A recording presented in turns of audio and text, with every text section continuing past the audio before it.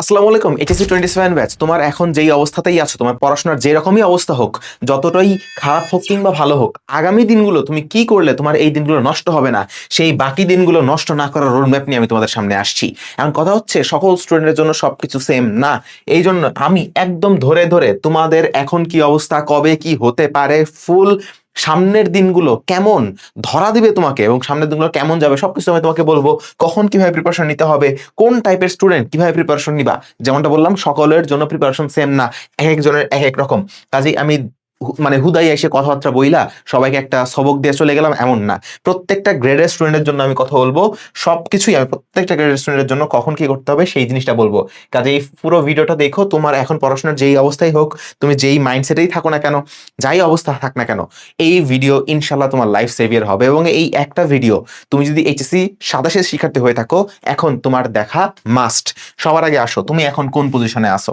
ভাই, এখন যে পজিশন আছে, তোমাদের ম্যাক্সিমামের ইয়ার ফাইনাল এক্সামটা হয়ে গেছে, কিংবা অনেক অনেক কিছু কম কলেজে চলতেছে এবং হাতে গোনা কয়েকটা কলেজে আরো নাকি পরে হবে, বাট ম্যাক্সিমামের কিন্তু আমাদের ইয়ার ফাইনাল এক্সামটা শেষ, তাই না? এবং কয়েকটা জায়গায় হয়তো হইতেছে। তো ইয়ার ফাইনাল এক্সামটা জাস্ট হওয়ার পর, তোমার যখন ইয়ার ফাইনাল এক্সামটা মিটে গেল, সেই সময় থেকে আমি শুরু করতেছি। এখন আমি নাও লেখছি, মানে এখন থেকে শুরু করছি। যাদের ইয়ার ফাইনাল শেষ হয়ে গেছে, তোমরা এখন থেকেই এটা স্টার্ট করা শুরু করে দিবা। আর যাদের সামনে ইয়ার ফাইনাল আছে বা ইয়ার ফাইনাল চলতেছে, তোমরা একটু মানে এটা শেষ করো আগে আস্তে ধীরে, তারপর আমরা বাকিটা কথাটা বলবো, ঠিক আছে? তো দেখো, এখন তোমার ইয়ার ফাইনালটা শেষ হয়ে গেল, ধরে নিলাম যে যে অবস্থায় থাকো ইয়ার ফাইনালটা তোমার শেষ হয়ে গেল। তোমার এরপরে এইচএসসি এক্সাম কবে হওয়ার কথা? অনেকে তো জানোই না। এইচএসসি এক্সাম হওয়ার কথা 6 জুন 2027। শুরুতে তো কিছু বলে নাই, আমাদের প্রথমে বলছিল যে এই বছরের ডিসেম্বরে নাকি এসএসসি 27 হবে। তখন আমরা সবাই ভয় পেয়ে গেলাম, আরে ভাই কি কয় না কয়, যদি ডিসেম্বরে এইচএসসি হয় তাহলে তো পরের বছর জানুয়ারি ফেব্রুয়ারিতে আমাদের এইচএসসি হয়ে যাওয়ার কথা। পরে দেখলাম যে না, এসএসসিটা পিছায় দিল, জানুয়ারিতে করে ফেললো এসএসসিটা। তো যেহেতু এসএসসিটা পিছায় গেল, স্বাভাবিকভাবে আমাদের এইচএসসিটা আবার নর্মাল ট্র্যাকে চলে আসছে এবং 6 জুন 2027 থেকে শুরু হয়ে এটা 6 ফেব্রুয়ারি, কি বলতেছি এটা ফেব্রুয়ারি কেন, 6 জুন থেকে শুরু হয়ে এটা আমাদের আনুমানিক জুলাই মাসের 6-7 তারিখ পর্যন্ত চলার কথা। যাই হোক, আমাদের 6 জুন থেকে আমাদের এক্সামটা শুরু হবে, ঠিক আছে? ওকে, ফ্যান্টাস্টিক। এখন 6 জুন থেকে যদি শুরু হয়, তাহলে তুমি চিন্তা করতে পারো, আরে ভাই 6 জুন, এখন তো চলে জুন মাস, তাহলে 6 জুনে 1 বছর আমার হাতে আছে। না ভাই, তোমার হাতে 1 বছর নাই, কারণ এর মাঝখানে তোমার কলেজে একটা টেস্ট এক্সাম হবে। এবং কিছু কিছু কলেজ আছে আরো নাটক করে, তাদের আবার প্রি টেস্ট এক্সাম হয়। তো যাই হোক, আমাদের টেস্ট এক্সামটাই মেন। সো টেস্ট এক্সামের আগে কিন্তু তোমার সিলেবাসটা শেষ করা লাগবে। দেখো, টেস্ট এক্সামের আগে তুমি যদি সিলেবাসটা শেষ না করো, কি সমস্যাটা তোমার হবে? তুমি টেস্ট এক্সামে বড় ধরনের একটা ধরা খাবা। টেস্ট এক্সাম তোমার একদম নাকানি চুবানি বের করে দিবে, কারণ তোমার সিলেবাসটা শেষ হয়নি। টেস্ট এক্সাম হয় ফুল সিলেবাসের উপর। তো তুমি ওইখানে যে একটা বড় একটা তোমার একটা কট। এখন টেস্ট এক্সাম খারাপ হওয়ার পর তোমার ওই মোটিভেশনটাও থাকবে না, সেলফ কনফিডেন্সটাও থাকবে না যে ভাই আমার তো কি অবস্থা, আমার তো টেস্ট এক্সামের রেজাল্ট খারাপ।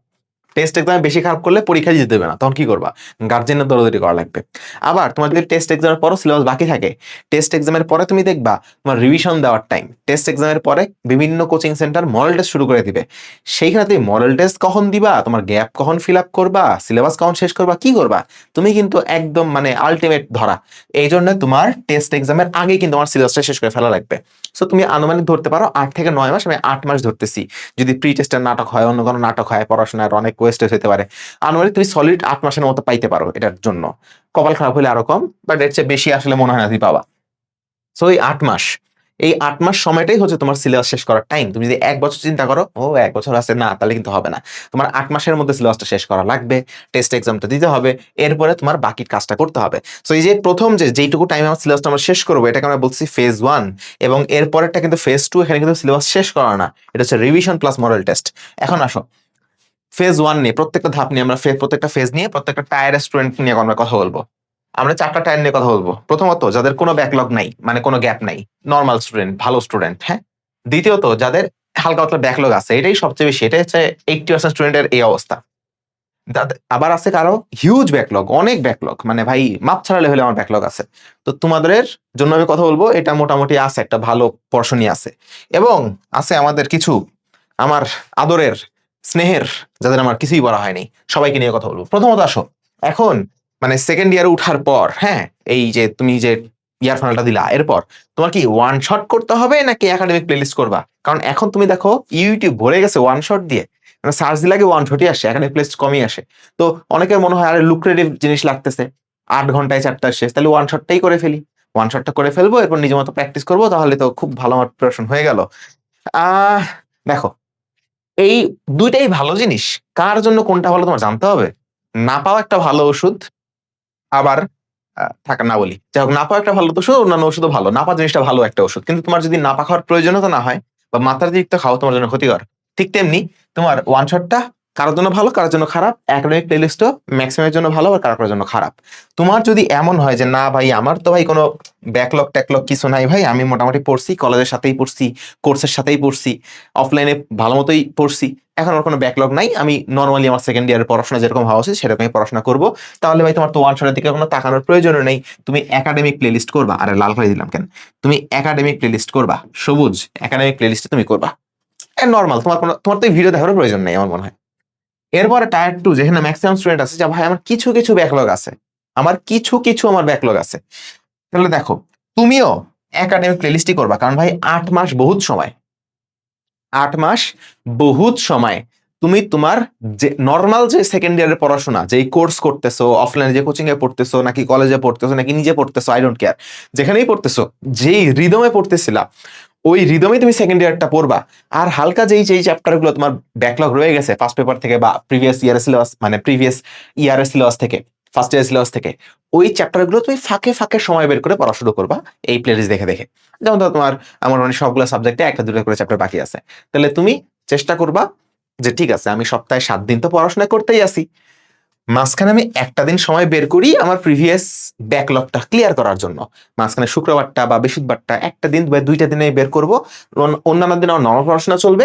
এই একদিন 2 দিন আমি আগের যে ব্যাকলগ গুলো আছে বসে আমার ক্লাস দেখে আমি সবকিছু ক্লিয়ার করব, নিজে আমি ওগুলো প্র্যাকটিস করবো। বুঝছো?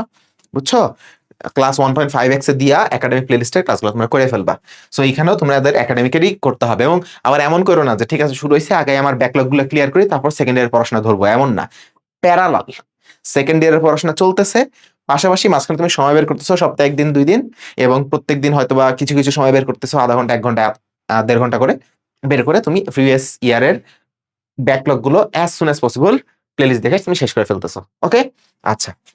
যদি এখানে কেউ বলে ভাই আমি যদি ব্যাকলগটা ওয়ান শট দেখে করি হবে কিনা, হবে, নট সাজেস্টেড। দেখো এবার আসো, হিউজ ভাই আমার অনেক ব্যাকলগ ভাই, মানে মাপ ছাড়া লেভেল ব্যাকলগ ভাই, আপনি আমি হিসাব করে বলতে পারবো না।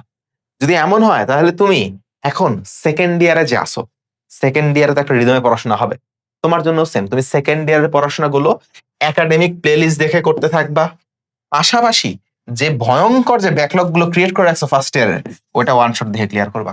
সো তোমার দুইটা হাইব্রিড, হাইব্রিড তোমার একাডেমিক প্লেলিস্ট করবা কোনটা ভাই? সেকেন্ড ইয়ারে উঠছি, সেকেন্ড ইয়ারে একটা পড়াশোনার রিদম আছে, এই রিদমে পড়াশোনা করতে থাকবো। সেকেন্ড ইয়ারের পড়াশোনার রিদমে সেকেন্ড ইয়ারটা পড়াশোনা করতে থাকবো। এই যে আমার এই কোর্সে ক্লাস চলতেছে একাডেমিক ক্লাস, আমি এগুলোই করতেছি, একাডেমিক প্লেলিস্ট এগুলোই করতেছি, কোচিং এ আমার একাডেমিক ভাবে পড়াচ্ছে এগুলোই করতেছি, কলেজে পড়াচ্ছে এটাই পড়তেছি, প্রাইভেট টিউটর এসে পড়াচ্ছে ওটাই পড়তেছি।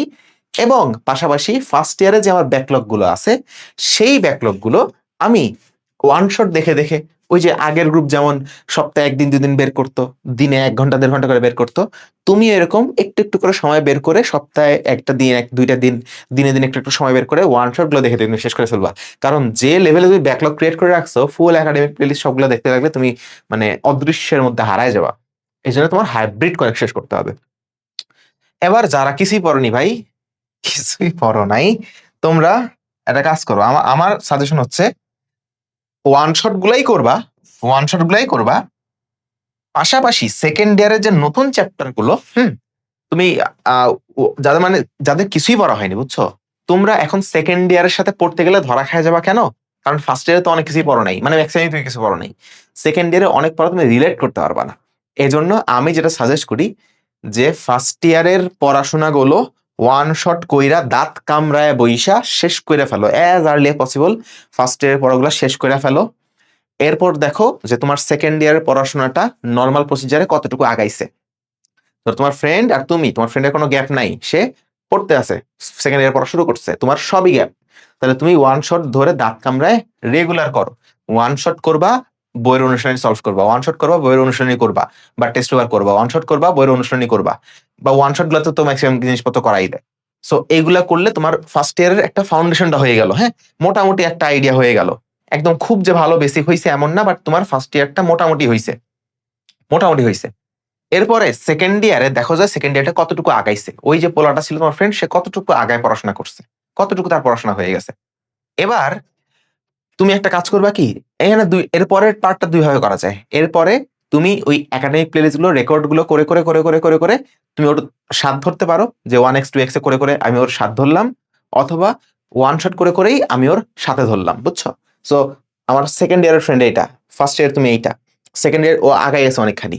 মিন হোয়াইল তুমি ফার্স্ট ইয়ার সবকিছু ক্লিয়ার করে আসছো ওয়ান শট করে। এবার তোমার তো এর সাথে ধরতে হবে।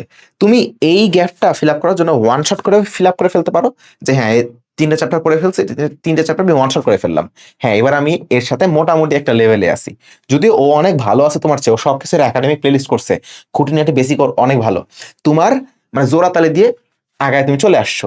এবার তুমি এর সাথে একাডেমিক প্লেলিস্ট কন্টিনিউ করবা, এবং প্রিভিয়াস যে তুমি ওয়ান শট গুলো করছো, ওয়ান শট করার কারণে তো বেসিক অনেক গ্যাপ আছে, তুমি এবার জাস্ট দাঁত কামড়ায়া যেমনে পারো মূল বই ভালো মতো যেগুলো যদি সলভ করা বাকি থাকে মূল বইটা সলভ করে ফেলবা, টেস্ট পেপারটা সলভ করে ফেলবা, এবং সলভ করতে যায় অনেক জায়গায় আটকায় যাবা।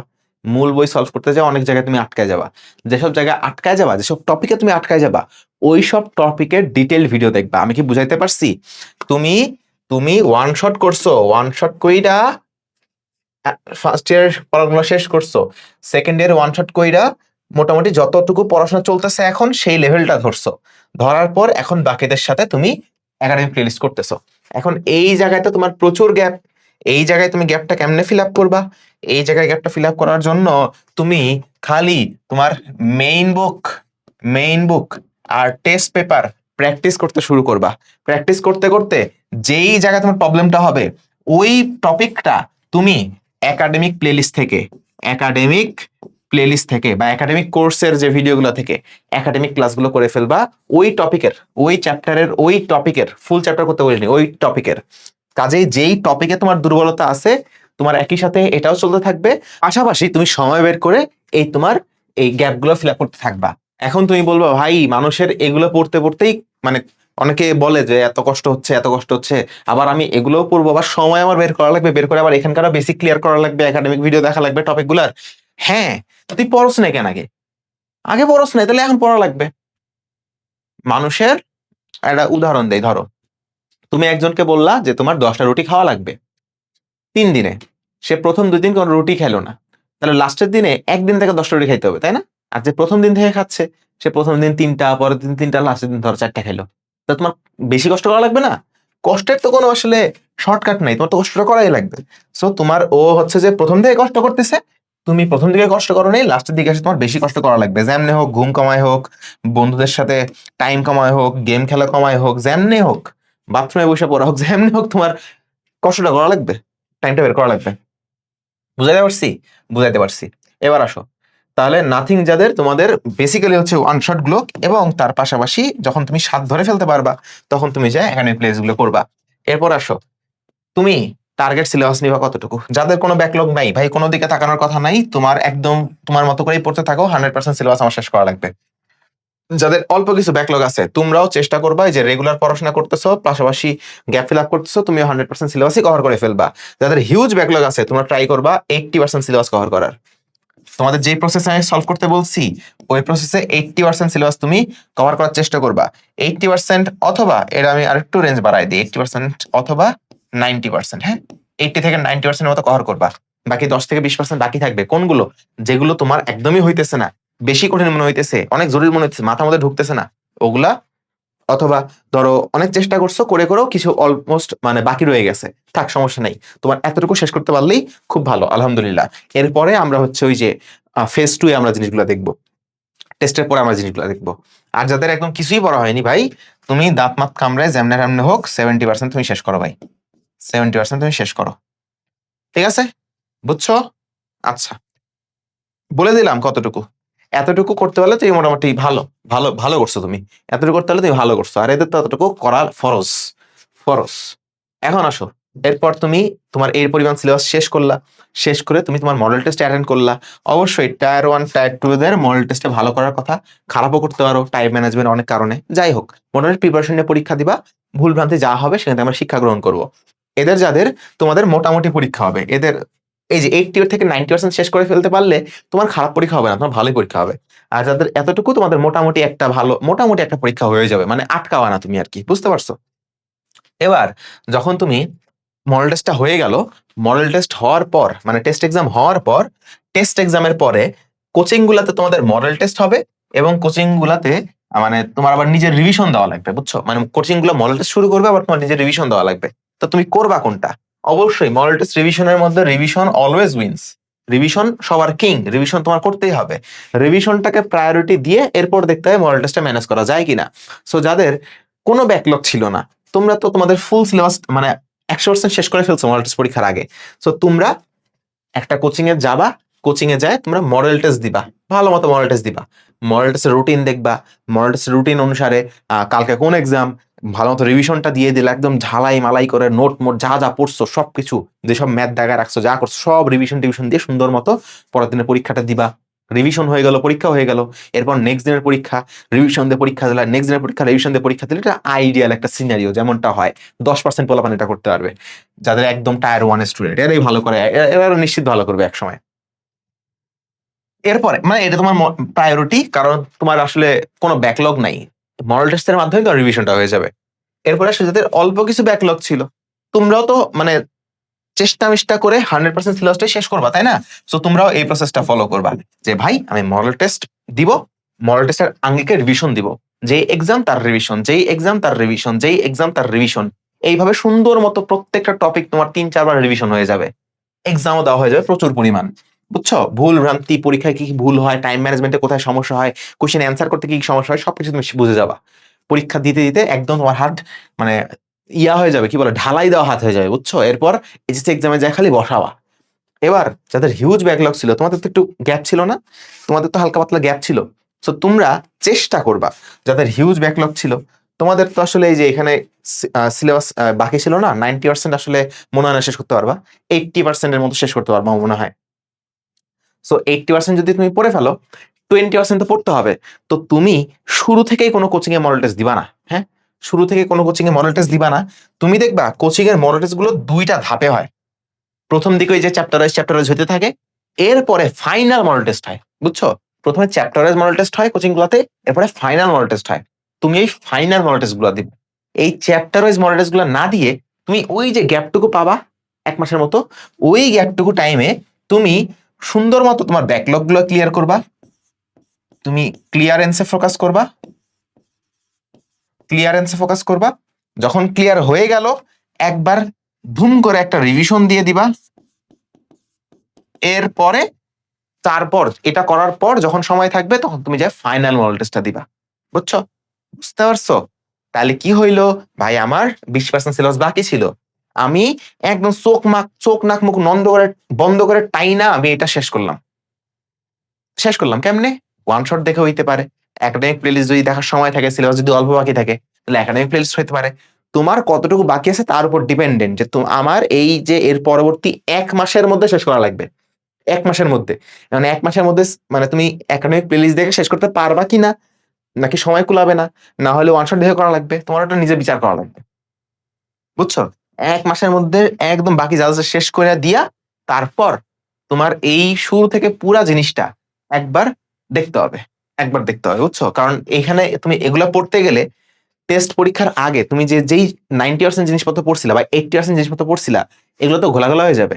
এরপরে তোমার 10 দিন 15 দিন জাস্ট মানে হালকার উপর ঝাপসা সবগুলো একবার রিভিশন করে ফেলতে হবে। যেগুলো ম্যাথ দাগায় রাখছিলা, যেগুলো দাগানো লাইন ছিল, যেগুলো প্রবলেমে তোমার সমস্যা হয়েছিল, যেগুলো জিনিস তুমি ভুল করছো, পড়ার সময় এগুলো দাগাইছো না, ওইগুলো তোমার একবার রিভিশন করে ফেলবা। এরপরে মডেল টেস্টের তুমি দিবা হচ্ছে একদম ফাইনাল পেপার ওয়াইজ যেগুলা, অথবা যেগুলো তোমার হাতের মধ্যে থাকে, যেগুলো তোমার অ্যাক্সেস করতে পারো, বাকি যেগুলো থাকে সেগুলো তুমি দিবা। এবং যাদের কিছুই পড়া হয়নি, তোমরা মডেল টেস্ট সবকিছু ভুলে যাও, তোমরা খালি যেটুকু সিলেবাস বাকি আছে দাঁত কামড়ায় ক্লিয়ারেন্স করবা, দাঁত কামড়ায় ক্লিয়ারেন্স করবা, এবং তারপরে নিজের মতো রিভিশন দিবা, শুরু থেকে পুরোটা রিভিশন দিবা। এবং আমি একটা জিনিস বলি, তোমরা এরপরে মানে এরপরে যখন হাতে একটা হালকা সময় থাকবে, সেলফ মডেল টেস্ট দিতে পারবা। সেলফ মডেল টেস্ট বাজার থেকে গাইডমেট কিনে নিয়ে আসে, কারণ ভাই তোমার তোমার এগুলো করতে করতে তো সময় চলে যাবে। কোচিং এর মডেল টেস্ট গুলা যায় তুমি আর রিদম ধরতে পারবা না, ওদের পেপার হয়েছে অনেকগুলো এক্সাম হয়ে যাবে, হ্যান ত্যান হয়ে যাবে, হাতে অল্প কিছু সময় থাকবে। তখন ওই অল্প কিছু সময় তুমি বাজার থেকে টেস্ট পেপার তো তুমি কিনবাই, টেস্ট পেপারে অনেক মডেল টেস্ট থাকে, অথবা মডেল টেস্টের বই কিনতে পাওয়া যায়, টেস্ট পেপার থাকলেই হবে, বাদ দাও, টেস্ট পেপার থাকলেই হবে। টেস্ট পেপারের লাস্টে দেখবা পেপার ওয়াইজ মডেল টেস্ট থাকে, তুমি বাসায় বসে সময় ধরে মডেল টেস্টগুলো দিও, তাহলে তোমার কাজ চলে যাবে। হ্যাঁ, বুঝছো? তাহলেও তুমি একটা ভালো পজিশনে চলে যাবা। এই রকম যদি হয়, এইগুলো যদি তুমি ফলো করো, ইনশাল্লাহ তোমার এইচএসসি এক্সাম ভালো হবে, তুমি যেই টায়ার রেস্টুরেন্টে হও না কেন। এখন অবশ্যই অবশ্যই কিছু জিনিস তোমার মেনে নিতেই হবে, যে টিয়ার 1 এবং টিয়ার 2 এদের পরীক্ষা অনেক ভালো হবে এবং এরা অ্যাডমিশনও অনেক ভালো করবে। কিন্তু খালি তো এরা ভালো করবে না, তোমরাও চাইলে ভালো করতে পারবা, এবং তোমরা ভালো করার জন্য এই প্রসেসটা আমি যেগুলো এতক্ষণ ধরে বললাম ফলো করতে পারো। টিয়ার 1 টিয়ার 2 মন খারাপ করতে পারে, ভাই এত কষ্ট করলাম, আমরাও ভালো করবো, ওরাও ভালো করবে। ভাই তোরা কষ্ট করছস, তোরা বেটার পজিশনে অবশ্যই থাকবি, বাট এদেরও তো বাঁচাইতে হবে, তাই না? এরাও মানে কষ্ট মষ্ট করলে ইনশাল্লাহ ইনশাল্লাহ একটা মোটামুটি একটা রেপুটেড একটা ভালো জায়গায় চলে যেতে পারবে, বুঝছো? আর এদের মন খারাপ করার কারণ নাই ভাই, তোমরা অলরেডি একটা পা দিয়ে রাখছো, বাকিদের কথা চিন্তা করা লাগবে। সো তোমরা এত পরিশ্রম করছো, এর রেওয়ার্ড হচ্ছে তোমাদের অনেকটা অ্যাসিউরড হয়ে গেছে, তোমরা টেনশন ফ্রি। আর এদের একটু টেনশন করে করে কাজ করা লাগবে, এই হচ্ছে বিষয়। ওকে, এই হচ্ছে বিষয়। এখন তুমি ভাইয়া আমাকে একটা প্রমিস করবা, আমাকে না, তুমি নিজেকে একটা প্রমিস করবা, যে আমি যেগুলো বললাম এগুলো তুমি অক্ষরে অক্ষরে পালন করবা। তোমার আর কোনো গাইডলাইন ভিডিও হ্যানত্যান কিচ্ছু দেখার দরকার নাই, তোমার অন্য কোনো জায়গায় কোথাও মানে কান্নাকাটি করার দরকার নাই, কোনো কিছু শোনার দরকার নাই। তোমার যা যা দরকার, যা যা জানতে হবে, যা যা বুঝতে হবে, সবকিছু সময় মতো, সময় হোক, আমি তোমাকে বলে দিব। আমি তো তোমাকে ম্যাক্সিমাম জিনিসপত্র ওভাবে দিয়েই দিছি। এর মাঝখানেও যা যা খুঁটিনাটি সমস্যা থাকবে, পুরা মানে বছর জুড়ে ভাইয়া তো আমি এত আসি, তাই না? আমি তো আসি, তোমার কোনো দাগে চিন্তা করতে হবে না, শুধু তুমি দাঁত কামড়ায় পড়াশোনা করবা। কি করবা? দাঁত কামড়ায় পড়াশোনা করবা, এটাই তোমার কাজ, আর কোনো কাজ নেই। মগজ মারি হ্যান ত্যান কোনো কাজ তোমার না, জাস্ট এই একটাই তোমার কাজ। এবং তুমি জাস্ট একটা কমেন্ট করো এই ভিডিওতে, যে I promise to my self. তুমি তোমার নিজেকে প্রমিস করো যে তুমি এই কাজটা করবা, তুমি পরিশ্রমটা করবা। যদি তুমি নিজেকে প্রমিস করতে পারো, এটা হবে তোমার একটা সেলফ রিমাইন্ডার, যে না আমি তো বলে আসছি, আমি তো প্রমিস করে আসছি যে আমি নিজেকে নিজেকে অবমূল্যায়ন করবো না, নিজেকে সময় দিব, নিজের প্রতি অবিচার করবো না, তাতে আমরা পরিশ্রমটা করবো, বুঝছো? তো তোমার নিজের ভালোর জন্য হলেও এই কমেন্টটা কইরা যাও ভাইয়া, আমি সবার কমেন্ট দেখবো, আমি সবার কমেন্ট দেখবো, ঠিক আছে? আমি সবার কমেন্ট দেখতে চাই। যারা ডিটারমিনেন্ট, ডিটারমিনেন্ট না, ডিটারমিনেন্ট মানে তো নির্ণায়ক, যারা ডিটারমাইন্ড, তারা অবশ্যই কমেন্টটা করবা।